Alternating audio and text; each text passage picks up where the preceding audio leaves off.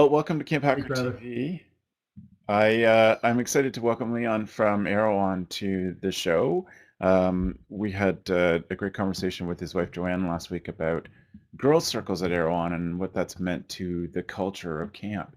And as I said when I was talking to Joanne, and I've said this to Leon before too, I um, I also led boys' circles when I was at Cairn, and I found it quite hard.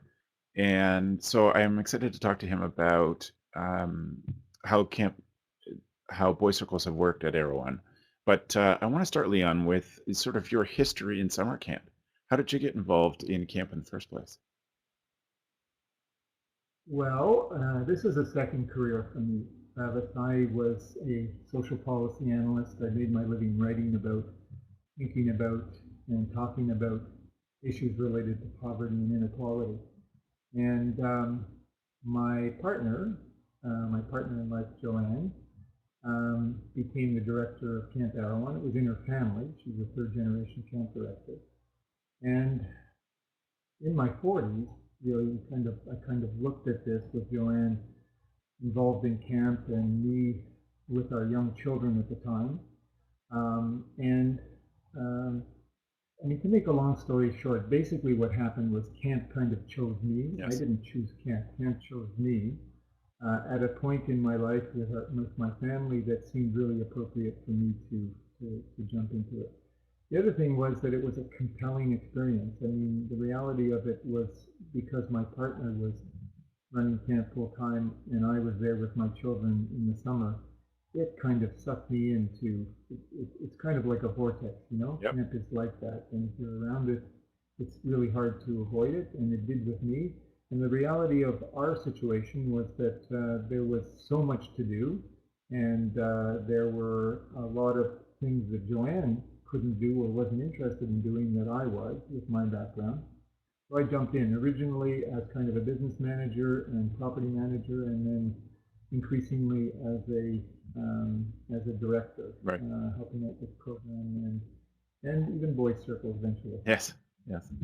So did you go to camp at all when you were a kid? No, I didn't. No, I just didn't. just got I grew dragged to up in a camp. family where I grew up in a family. First of all, my family couldn't afford going to camp, but also I grew up in Montreal and we had a cottage. My mother spent the summers at the cottage with us, and also there was a kind of ideology in our family that camp the kids who went to camp were kids who weren't loved, Right. and so I grew up with that kind of illusion or assumption um, until I learned something quite different in my adult life. Right. Yeah. So you met My Joanne and got my mother, but in my adult life, by the way, I brought my mother to camp, and she discovered the errors of her ways as well. And so she kept telling me, "Wow, camp is such a great experience for children. It's unbelievable what happens here." oh, that's great. You were able to get another recruit from the family. It was. Yeah. Awesome. So you moved from, it's quite a switch actually. It's quite a lateral move from social policy into being a co-director of a summer camp. But I can see how your interest in social policy sort of fits naturally into the work as a summer camp director. Yes. Here, I'll tell you where it differs and where it's similar. Please.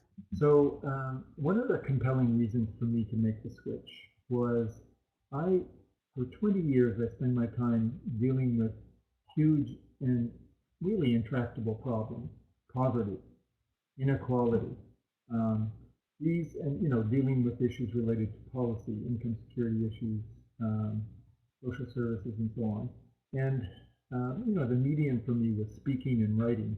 And in the 90s, there was a pretty intense period of cutbacks, especially in Ontario. Hmm. So it was a pretty frustrating thing working against the grain, where for years the social services welfare state in Canada had been built up and then was being dismantled. So it's a pretty frustrating time for people in social policy.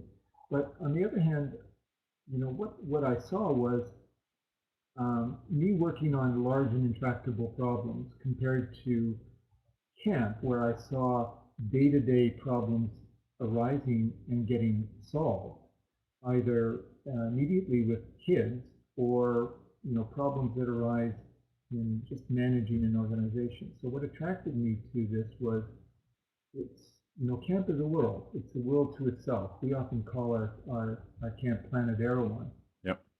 So we have the opportunity to run this little world, and you can get a level of instrumentality that you can't get out in the larger world. It's like being a huge fish in a small pond versus being a very, very small fish in an enormous pond of the world.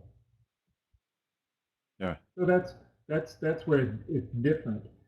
Where it's the same, though, I think you're right to point out that that the values and the ideology that drove my interest in creating a parallel world, and the values associated, especially with equality, and especially gender issues, carried on into what I wanted to see happen at camp. And Joanne was very, very instrumental in trying to change the values, the culture at camp early on when we took it over. We saw a lot of sexism. We saw a lot of gender relationships that we didn't like. Yeah. We saw all kinds of other things. We saw homophobia. You see kids acting out their roles, their gender roles, in ways that are not really all that attractive. Kids are mean to each other. Hazing was going on behind our backs. We didn't even know this for a number of years with the older boys. It was kind of a shock to discover it 5 years into our program when we took it over that a hazing ritual was going on with 14 and 15-year-olds. It really was behind our back, kind of part of the culture. And the homophobia, the kind of gay bashing, a whole bunch of stuff, and just sexist comments that you hear by boys, and not only boys with our staff as well. So we wanted to try to change the culture. Joanne was trying to change the culture. She was working hard on a number of things related to that, including integrating our dining hall. We used to have a separate dining hall for boys and girls, girls on one side, boys on the other side. Started with that. Went to deal with peacemaking, conflict resolution issues, and then Joanne learned about and started Girl Circle. And so this was even before I was on as a director working on program-related issues. But after I was and started working with Joanne on issues related to campers, it became clear to me that we really needed to do something with boys that was being done by girls. But you started off by saying that you did this and you found it very hard. Well, I totally understand that, because I knew something needed to get done for years, but I didn't do it, and I was frankly just kind of scared to do it. I think what it was such a scary thing to try to change boy culture and be a leader, especially with young men. These are our staff, 17 to 25-year-olds. Get them to try to be leaders in a alternative vision of what young men and young boys can be. It was really hard for me to figure out how to articulate that to them and how to work with them to figure out how to be leaders with campers. And so I started really sort of studying what the girls were doing, what Joanne was doing with the Girls Circles. And I learned some stuff. I used to do men's groups when I was much younger. And I went to a few camping conferences and listened to some leaders who had done work with boys, and then kind of adapted the Girls Circle model to application with boys. And we modified it, and we started teaching our staff to do it. And as I said, it took a number of years for me to get up the courage to do it, and then to try to get it to a point where it was working working well. And I think now, we still have a long way to go, but it works well. And I think most people in camp would say this is a great thing that we do. Yeah, I think so too. Before I get into the sort of details of why and how a boy circle runs, Leon, was there a moment having?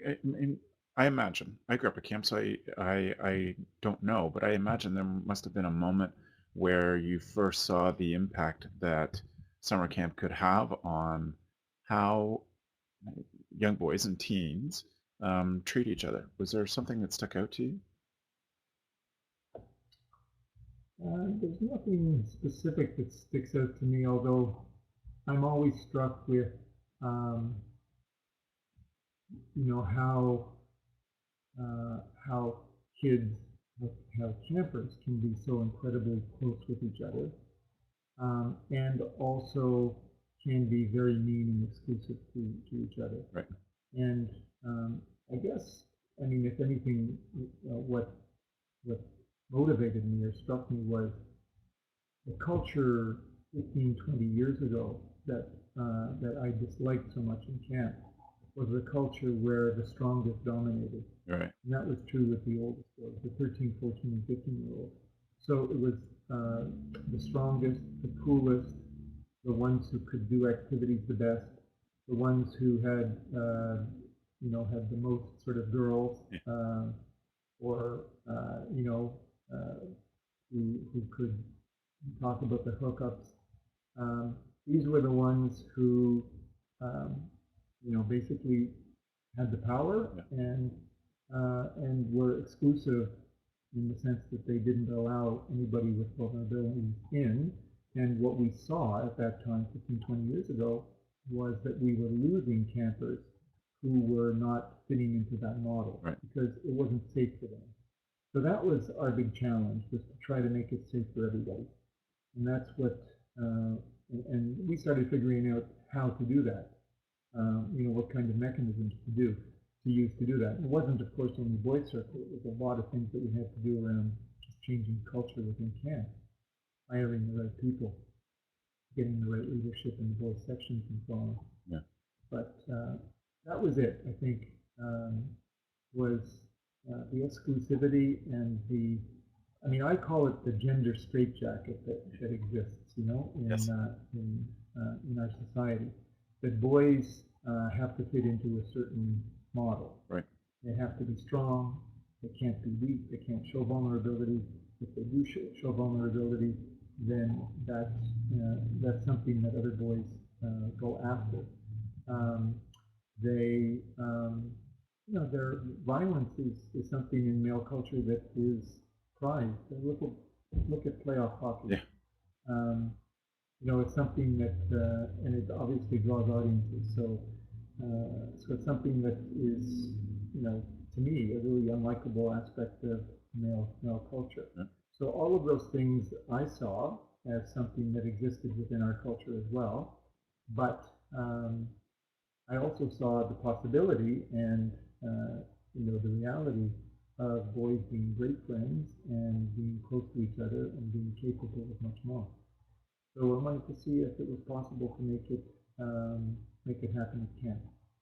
Well, and not only do those boys who, when we encourage them to be much more than in just in the straitjacket, and to include those who don't fit into that model, they become better with each other, but they also are better with women too. Yeah, they are, absolutely, and they can be allies in struggles against abuse, which is a huge issue in our society. Yeah. Sexism, and it's obviously better camp, better culture, and to the extent that we can assist boys in getting that perspective on life, and that's important. And we have huge challenges today, of course, because kids have access to so much information, particularly online porn and hockey violence and violence in the world and a whole bunch of stuff that basically, the culture, the culture that we live in offers up to boys role models that really are not all that attractive to Yeah. me anymore. And so we have a huge challenge in trying to counter that and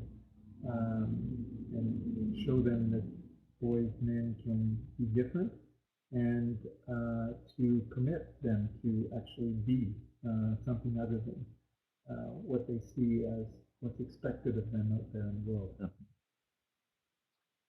So how then do,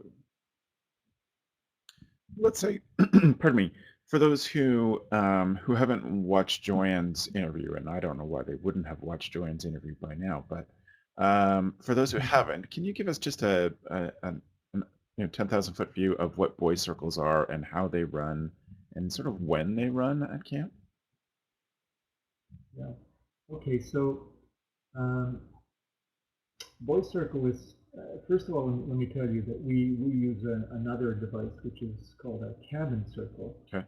Every night at the end of the day, cabin meets in their cabin, and they basically talk about the day, how the day went. It's usually kind of a simple thing of, thorns and roses. What went well today? What didn't go well today?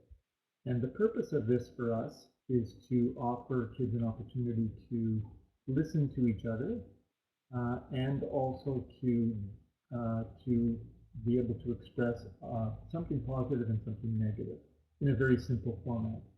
Why do we do this? Well, we do it because we really value listening to each other. It's something that we try to do a lot. It's something that we teach a lot in our staff training.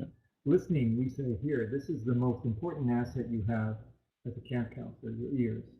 That this is the most important tool in your counseling toolkit, is listening to your campers. And we want campers to listen to each other. So we do this in cabin circles, and we hope that that this will provide an opportunity for each person in the cabin to listen to what's going on for other people. Our most important goal here is to build empathy. Yes. So with boys and girls circles, it's basically ramping up the cabin circle, multiplying it by 10, basically. So what we do is we have it on one night a week. It's a special circle, and it's much longer than the cabin circle. And there's a formal structure to it. Yep. And the formal structure is that there is a question or a topic that's introduced by the facilitator, which is usually the counselor, but often it's somebody more senior, like an instructor or section head, Yep. who will come in and facilitate a cabin circle. We actually have them sit in a circle. We think it's important for them to face each other. The two staff that are there are supposed to face each other in the circle, not sit beside each other, to be able to look at each other and just kind of communicate about what's going on.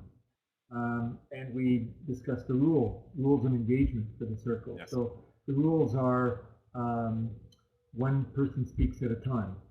We use a device, we like to encourage using the device called the talking stick, Yep.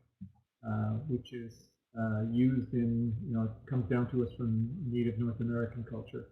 So we encourage staff to have a stick, and the rules are that when you have the stick, you're the talker, and everybody else has to be quiet and listen to you. And then, when you become a talker, or a listener, you pass the stick on to the next person, and that person becomes a talker. So only one person speaks at a time. One of the big issues with boys' circles, particularly with younger boys, is that everybody wants to comment on what everybody says. Yes. So we say that there's no interruptions, and you don't comment on what people say. This is there's lots of other opportunities to talk about what other people are saying, but in this setting, you don't talk about what other people are saying. All you're doing is listening. You're practicing listening. Yes. to other people. So you don't comment, and you respect what the people have to say. This is where we want to try to encourage empathy. Yep. And encourage that the idea that you have to listen to what other people are saying. One of the other rules is that if you don't want to speak, you don't have to speak. Yes. So we don't force people to speak if they don't want to. They can pass. We also say that that counselors or staff have to participate as well. Right. It's their role to speak about what's going on. So that's the rules, and then we have a list of topics. We have 3 or 4 pages of topics that that staff can choose to take into a voice circle, and they're topics that run from usually sort of issues related to self, personality, their relationships, um, their experiences at home, um, what it was like for them at difficult times, Yep. who they admire as men in their lives, um, what's difficult for them at school, all kinds of topics like that. And all we want to do is get them to speak about about these and give them an opportunity to speak and be listened to respectfully. Right. So that's how we do it, and we do it once a week. We have different topics every week, and I can say that some kids absolutely love it. It's part of our culture right now. Not everybody does. Some people don't like it, but most of our staff really, really appreciate it as a device. Right. And we should say that your kids come for 4-week sessions, right?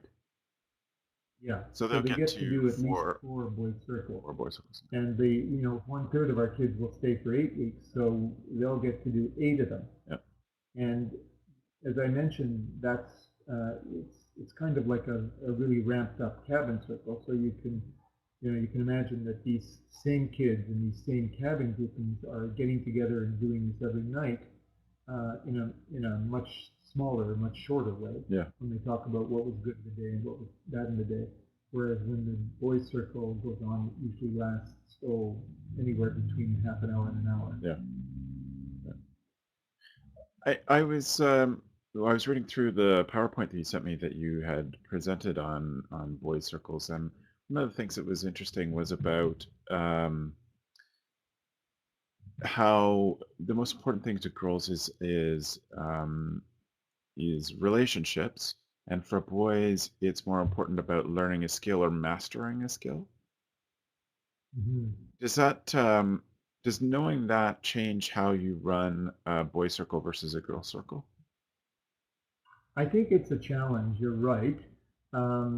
It's just an observation, right, about how boys learn Yeah. differently from girls.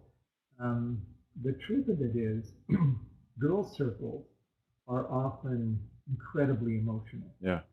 Um, when topics like relationships come up, best friend relationships, or getting dumped by somebody as a boyfriend or a girlfriend, these or issues related to taking taking some sort of courageous action.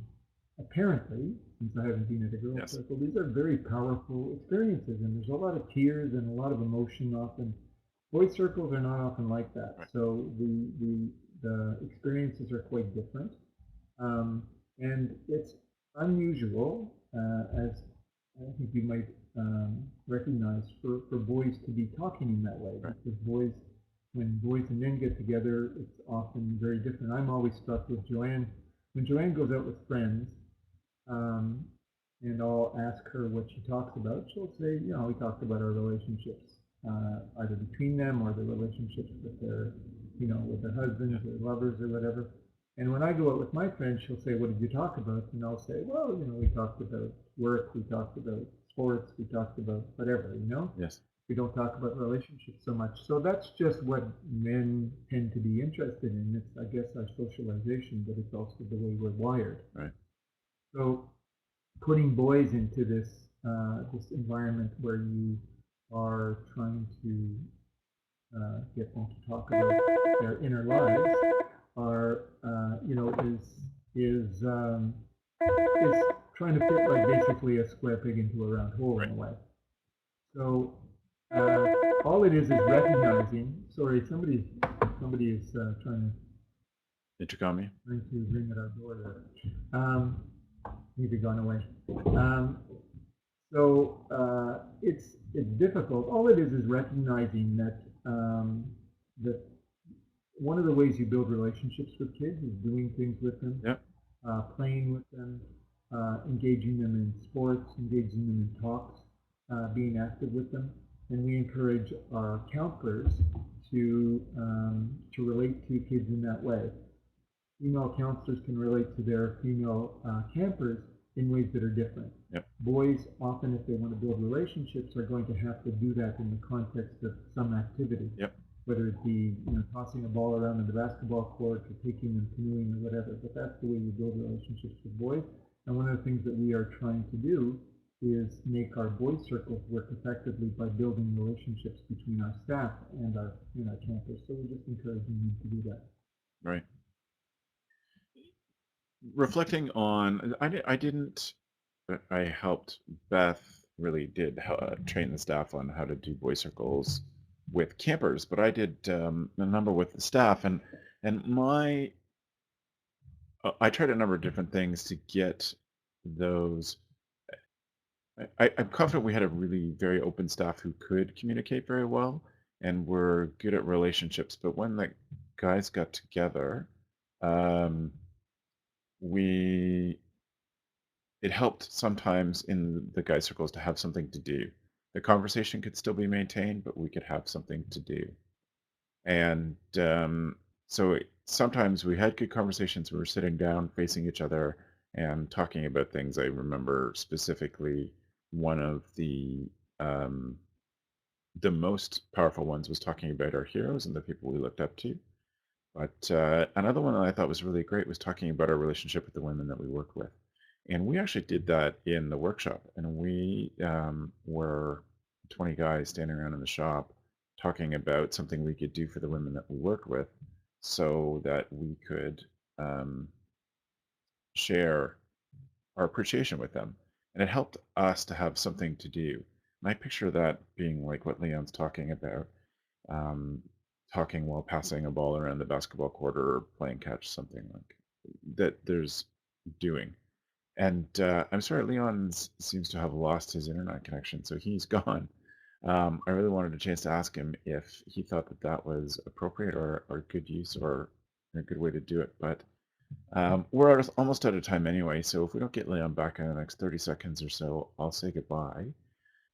If you have some questions about this and what it means for your camp culture, then please leave us a message here.